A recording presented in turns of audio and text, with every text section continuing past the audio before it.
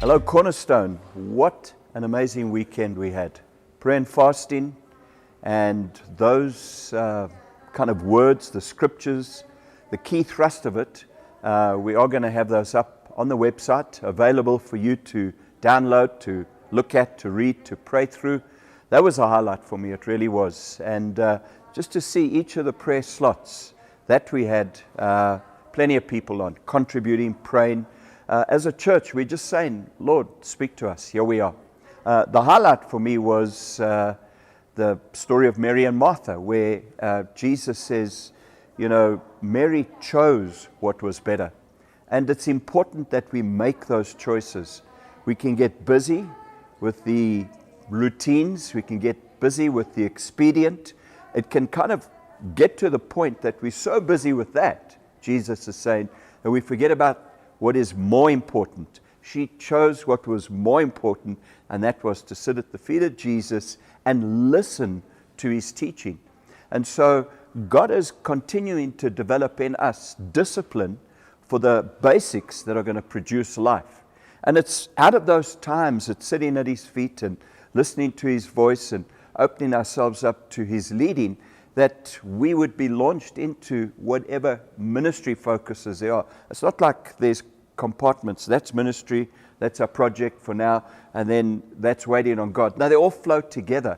And so if we want to be a people that do these great exploits for God, and he's called us to those, it starts at the feet of Jesus, listening to him, picking up his heart, understanding his thoughts, replacing my ambition with his goals in my life. And I'll find that as I do that, the gospel comes to life.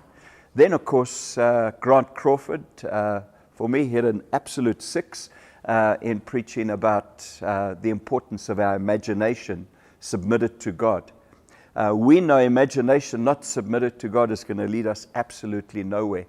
But we want to be a church, we want to be a leadership, we want to be a group of people in this church that foster dreaming. We want to encourage you to dream God's dream for your life. A couple of times in the history of my leadership, of this eldership, over the 20 years, this has come up. Of course, the whole going beyond is Paul dreaming about the gospel going beyond Corinth, dreaming about the gospel going beyond Rome to Spain. And he was on his way there before he was martyred in Rome. We have no record of him reaching Spain, but he wanted the gospel to go further. And so I encourage us to dream. Abraham got to the point, him and Sarah, where it was literally impossible for them to fulfill the dream. God came in and fulfilled the dream miraculously with them through their bodies that were too old to conceive, and there was the son born. And I do believe that's how God wants to do it. It's God's dream, it's not something I can do. It's something I can trust God for, that he's going to do through me. Joseph had to go through a kind of process of sorting out the attitude of his heart. He caused some of the misery and the testing he went through, but there was also a refining process. So by the time he got to that point of being used by God, he was ready. David had a desire to see the very presence of God represented by the ark in Jerusalem.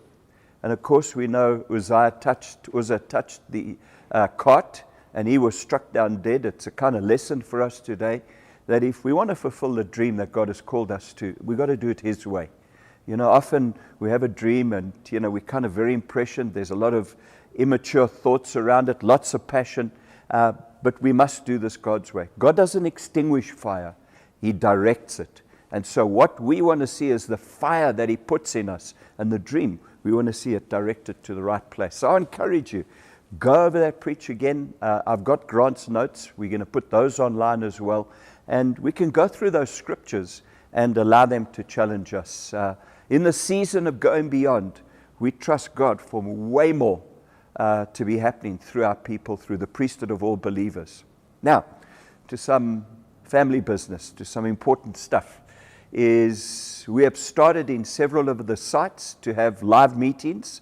So we have 3 at Bedford View, we have 2 at Klopper, We've got a prayer meeting at Maboneng.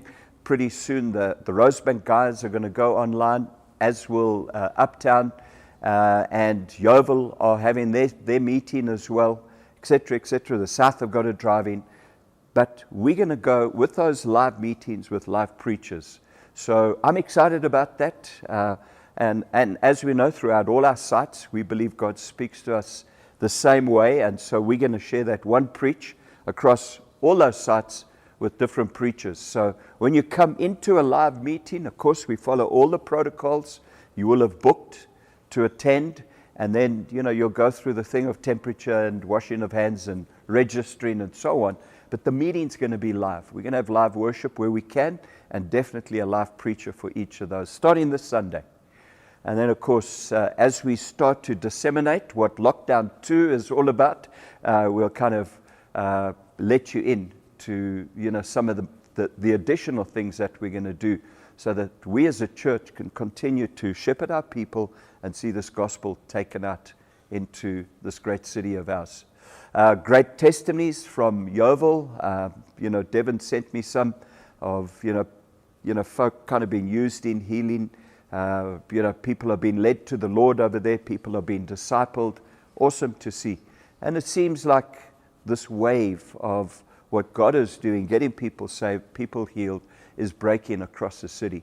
So keep praying for our country, especially with view to this COVID thing, so that we could eventually find, some kind of some antidote to deal with that, for us to get back to lockdown 1, so we can continue to meet as a church as we should. But I want to encourage you, don't lose heart. Please don't. Continue to be encouraged in God, in your relationship with Him. Connect with others. Pray for others. Don't always just make this about the place you're in. And sometimes, the kind of, we look inwards, and that's when the enemy gets hold of our thinking, and fear and all kinds of despondency kind of creep in. Don't do that. It's important that we keep our eyes on Him, and we help others around us as well. But keep praying for this country. Keep praying for the revival that we trust in God for. Love you guys. See you on Sunday.